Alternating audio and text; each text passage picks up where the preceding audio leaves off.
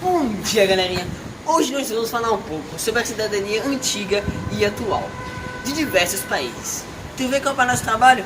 Vamos lá!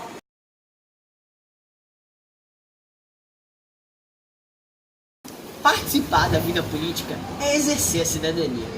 Na verdade, tanto política quanto cidadania têm etimologias quase iguais. Política vem do grego polis, que significa cidade, enquanto que cidadania vem do latim civitas, que também significa cidades. Para os antigos gregos e romanos, a política estava ligada à cidade, que é onde as pessoas se reuniam para discutir os assuntos da sociedade. Mas não é todo mundo que entende cidadania como participação política. Os direitos sociais são aqueles relacionados à educação, saúde, moradia, previdência social, assistência aos desamparados, proteção à infância e aos idosos, entre outros. Não se pode esperar que os direitos sociais se tornem realistas sem que os cidadãos exerçam de verdade os direitos e deveres políticos.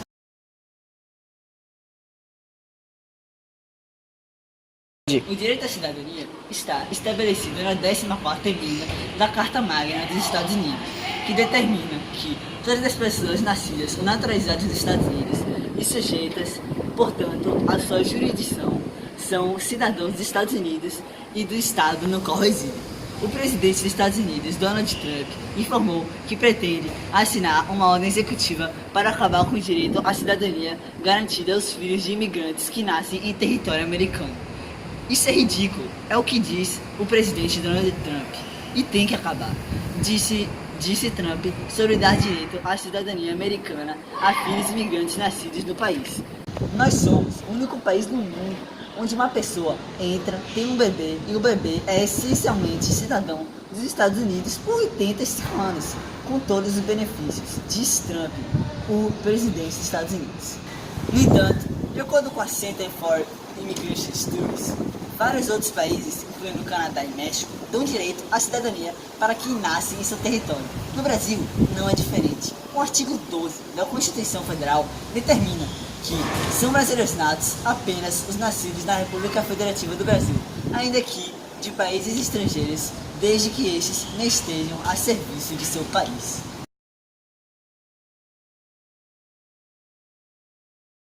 Em 1914, com a derrota de Napoleão Bonaparte, o fim da guerra na Europa, o retorno da corte voltou a ser discutido em Portugal.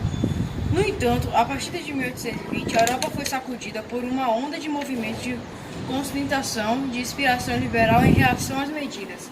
Resultado do Congresso de Viena, esses movimentos combatiam o absolutismo de direito divino dos reis, mas admitiam a monarquia, desde que os poderes dos soberanos ficassem limitados numa Constituição e fossem respeitadas as liberdades individuais.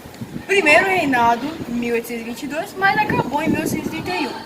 Foi um período histórico da Bahia, do Brasil, marcado por sérios conflitos de interesses de lados que desejavam preservar as estruturas socioeconômicas vigentes. Do outro, Dom Pedro I pretendia aumentar o reforço de seu próprio poder, evidenciado na marca característica da Constituição outorgada de 1824, o poder moderador exclusivo do imperador. A política autoritária de Dom Pedro I sofreu forte oposição na imprensa e na Câmara dos Deputados. A situação daí resultante, agravada pelos problemas econômicos e financeiros do país, minou a popularidade do imperador, este apesar do apoio de alguns setores da sociedade, como o Partido Português, não conseguiu reverter a crise. Assim, na madrugada do dia 7 de abril de 1831, declarou sua abdição ao trono em favor do filho menor, o príncipe imperial Dom Pedro de Alcântara.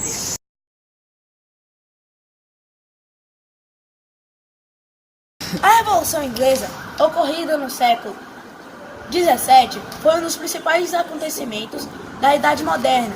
Foi considerada a primeira das grandes revoluções burguesas, isto é, as revoluções baseadas por lideranças da burguesia europeia, que havia se tornado expansivamente forte do ponto de vista econômico ao longo dos séculos XVI e XVII, e que precisava alcançar legitimamente política Com o processo da Revolução, a burguesia da Inglaterra, por meio de uma guerra civil e da atuação do parlamento, conseguiu combater o estado absolutista desse país e reformular a estrutura política, culminaram na monarquia parlamentarista em 1688.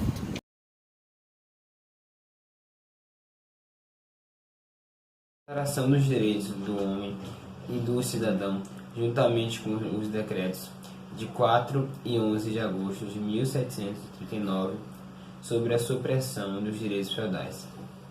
É um dos textos fundamentais votados pela Assembleia Nacional Constituinte. No século XIX, a Declaração de 1789 inspira textos similares em inúmeros países da Europa e da América Latina. A tradição revolucionária francesa também está presente na Convenção Europeia dos Direitos do Homem, assinada em Roma em 4 de novembro de 1950.